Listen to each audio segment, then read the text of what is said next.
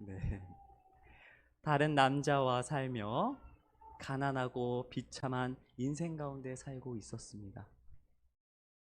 그렇게 우리는 그녀가 참으로 안쓰러운 여인이다 라는 관점에서 긍휼히 바라볼 수 있습니다. 허나 그녀를 음란한 여인이라고 바라본다고 해서 잘못된 것도 아닙니다. 이는 우리도 마찬가지이기 때문입니다. 나를 누군가 좋게만 바라봅니까? 나를 안 좋게 바라보는 사람들도 있습니다. 인간의 평가는 이렇게 불완전한 것입니다. 누군가에게는 좋기도 하고 누군가에게는 안 좋기도 하고. 허나 중요한 것은 오늘 본문에서는 그 당시 시대는 음란한 시대요, 예수님이 없는 그들은 율법의 도를 어기면서 사는 죄악된 시대라는 것입니다. 그렇게 그 시대에 가장 낮고 가장 불완전한 사마리아 여인에게 주님은 찾아오셨습니다. 마치 아주 오래전부터, 야곱의 우물이 생기기 전부터 예수님은 그녀를 기다리신 듯이 자연스레 찾아오십니다. 그러면서 말을 건네십니다. 나에게 물을 달라. 그녀는 말합니다. 유대인이 어찌 사마리아 여자인 나에게 말을 건네십니까? 그렇습니다. 유대인은 사마리아인을 상종하지도 않았습니다. 그녀에게 예수님은 단지 자신에게 말을 건네온 유대인에 불과한 것입니다. 허나 예수님은 다시 말을 이어가십니다. 내가 만일 하나님의 선물과 또 내가 누군지 알았더라면 오히려 물을 달라고 하였을 것이다 하십니다. 그러자 여인은 예수님이 말씀하시는 물을 육신의 물로 생각하여 말합니다. 11절, 여자가 이르되 주여, 물 기를 그릇도 없고 이 우물은 깊은데 어디서 당신이 그 생수를 얻겠습니까? 12절, 당신이 야곱보다 더 크니까. 우리 모두는 육신의 물이 필요합니다. 그 물은 생명을 의미합니다. 사마리아인의 생명, 육신의 조상은 야곱입니다. 야곱으로부터 내려왔습니다. 야곱이 주는 물 말고 다른 물을 준다는 당신, 예수님, 당신이 야곱보다 더 크십니까? 그러자 예수님은 야곱의 물과 자신이 주는 물이 근본적으로 다르다는 것을 말씀하십니다. 13절 말씀, 예수께서 대답하여 이르시되 이 물을 마시는 자마다 다시 목마르려니와, 다 같이 14절 읽겠습니다. 내가 주는 물을 마시는 자는 영원히 목마르지 아니하리니 내가 주는 물은 그 속에서 영생하도록 솟아나는 샘물이 되리라. 그렇습니다. 예수님이 주시는 물의 정체 속에서 영생하도록 솟아나는 샘물입니다.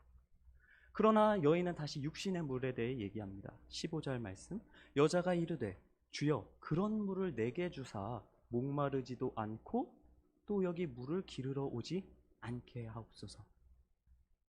그러자 예수님께서는 그녀의 가장 목마른 부분에 대해 언급하십니다. 가서 남편을 불러오라. 나는 남편이 없나이다. 내가 남편이 없다는 말이 옳도다. 너에게 남편 5이 있었고 지금 있는 자도 내 남편이 아니니 내 말이 참되도다. 그렇습니다.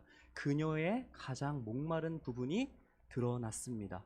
남편, 사랑, 가정, 모든 인간은 목마름을 가지고 있습니다. 육신의 목마름은 물을 마시면 되지만 정서적인 목마름, 영적인 목마름은 돈으로도, 행복으로도, 성공으로도, 심지어 이성적인 지식과 지혜로도 채우지 못하는 것입니다. 그렇게 자신의 모든 것을 알고 있는 예수님을 바라본 그녀는 예수님을 선지자라 말합니다. 그녀에게 이제는 예수님은 그냥 유대인이 아니요 선지자가 되었습니다. 이제는 선지자인 예수님에게 물어봅니다. 20절, 우리 조상들은 이 산에서 예배하였는데 당신들의 말은 예배할 곳이 예루살렘에 있다 하더이다. 예배의 장소, 하나님을 만나는 것에 대해 궁금해하고 있습니다. 사마리아 여인에게 하나님을 만나는 곳, 또 그 마음을 쏟고 기도하는 곳, 그곳이 만약에 유대인들이 말하는 예루살렘밖에 없다면 자신들이 여태껏 기도하고 하나님을 만났다고 하는 것이 아무것도 아닌 것이 되는 것입니다. 내가 믿는 하나님을 부정하는 결과가 나오게 됩니다. 선지자여, 정말 예배하는 곳을 알려주시옵소서. 나의 기도, 나의 한탄, 영적인 갈급함을 채워주던 그 장소가 정말 하나님이 만나주시던 곳인지 선지자여 알려주소서. 그렇게 정서적 영적인 갈급함을 넘어서는 것에 대해 말하고 있습니다. 그러자 예수님은 다시 말씀하십니다. 이 산에서도 예루살렘에서도 말고 너희가 아버지께 예배할 때가 이르리라. 22절, 너희는 알지 못하는 것을 예배하고 우리는 아는 것을 예배하노니 이는 구원이 유대인에게서 남이라. 이 말씀은 사마리아인과 유대인을 차별하는 말씀이 아닙니다.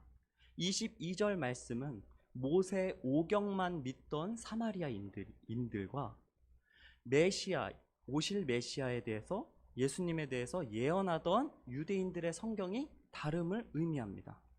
그래서 사마리아인들은 메시아가 어떤 모습으로 오시는지, 어떻게 오시는지 알지도 못하면서 예배합니다.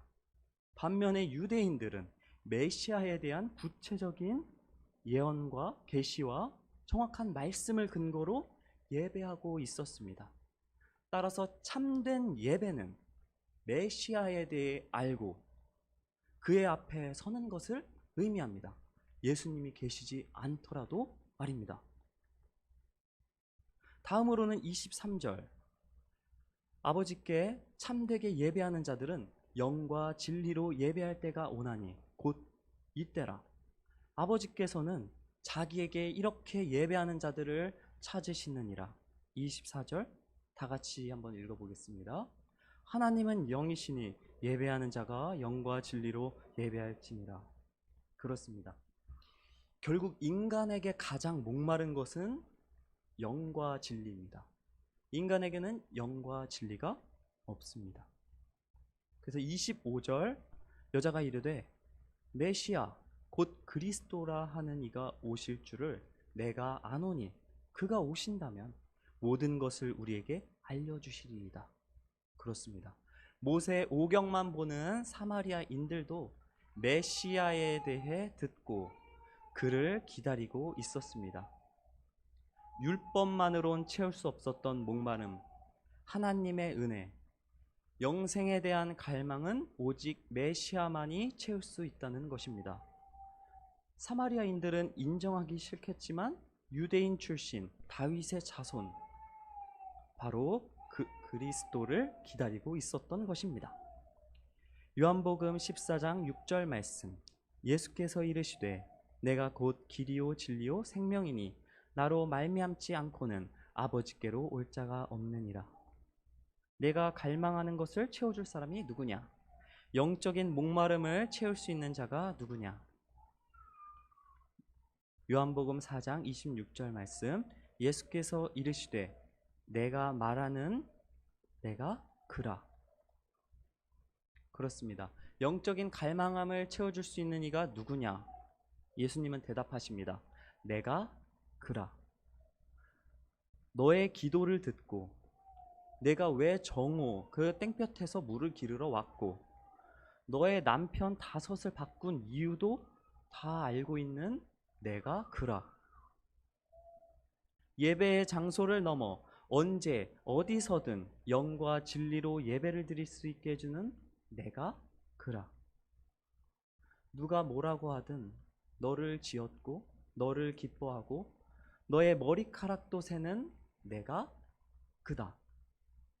인생의 목마름을 채워주시는 분의 말씀입니다. 속에서 넘치는 생수를 주시는 그분이 예수 그리스도이십니다. 예수님은 말씀 자체이십니다. 모든 말씀, 모든 성경은 예수 그리스도를 향하여 있고 모든 사람의 구원은 바로 예수께만 있는 것입니다. 그분은 하나님이십니다. 그렇게 그녀에게 복음이 심어지게 되고 그녀는 그 상황에서 예수님을 전하지 않을 수 없었습니다. 내가 메시아를 만났다. 내가 예수님을 만났다. 그녀는 물동이를 던지고 마을로 돌아갑니다.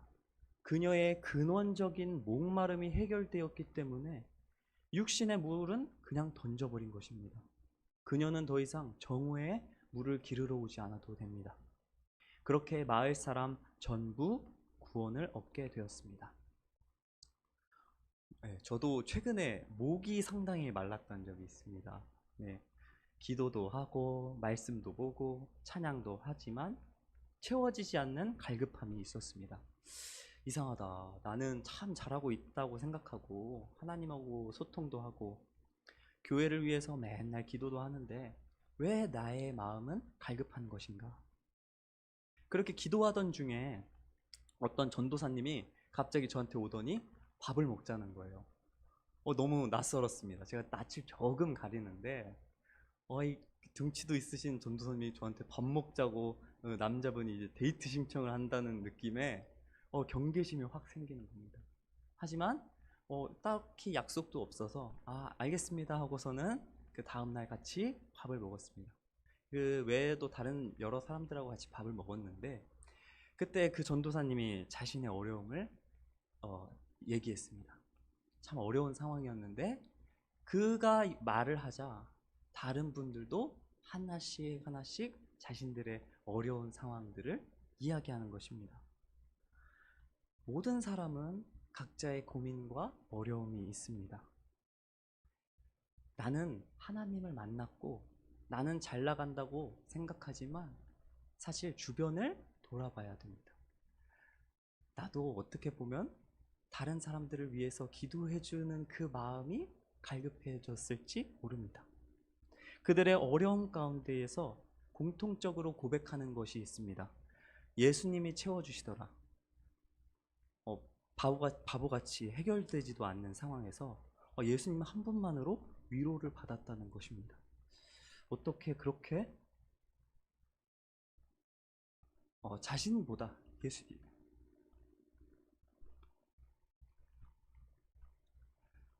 예수를 더 생각할 수 있는지 모르겠습니다. 사마리아 여인이 예수님을 만난 그 기쁨이 오늘 나에게 있는지 돌아봐야 합니다. 허나 중요한 것은 예수님을 이제 우리는 언제 어디서든 만날 수 있습니다. 산도 아니고 들도 아니고 오늘 나의 어디든지 내가 있는 그곳에 생명이 함께 하십니다. 진리가 함께 하십니다. 정말 갈급함을 채워주십니다. 나는 사실 그것만 알면 됩니다. 내가 메시아를 만났다. 그로 말미암아 내 목마름이 채워졌다. 고백이 안 나올 수 없는 것입니다. 그렇게 예수님을 만나고 예수님을 높이고 오직 성령 안에서 예배하는 것, 그리고 그것을 나누어야 하는 것입니다. 나눌 때에야 우리 속에서 샘물이 솟아나는 것입니다. 오늘 내가 만난 예수님, 또한 누군가의 갈급함, 그것을 그냥 방치하고 나누지도 않고 나만 간직하고 있지는 않습니까?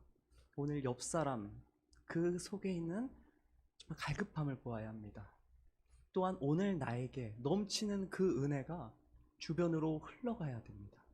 누군가에게 갈급함을 예수 그리스도로 채워줘야 한다는 것입니다.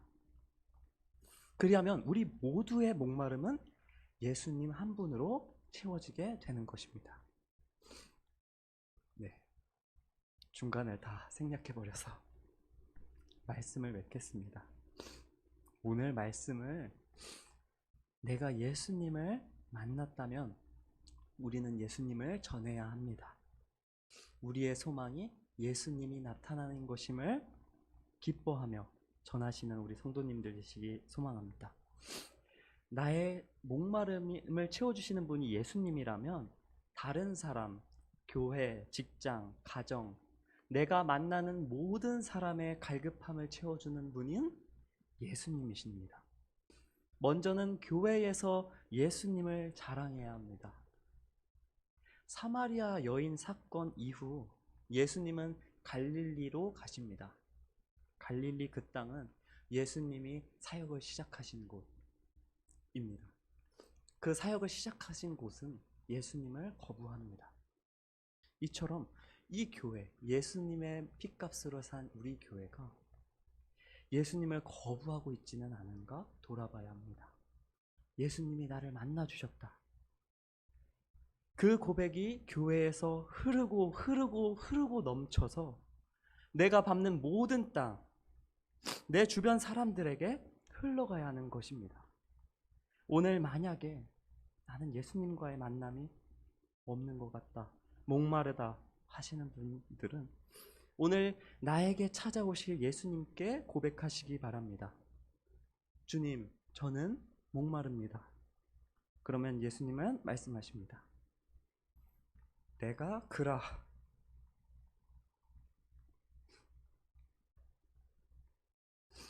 마르지 않는 샘물을 너희에게 주리라. 아멘. 기도하겠습니다. 사랑의 주님, 오늘 우리에게 찾아오사 우리에게 영원한 안식, 인생의 목마름을 채워주시니 감사합니다. 주여, 나는 목마릅니다. 고된 인생 가운데 목마름으로 힘들어하는 우리입니다.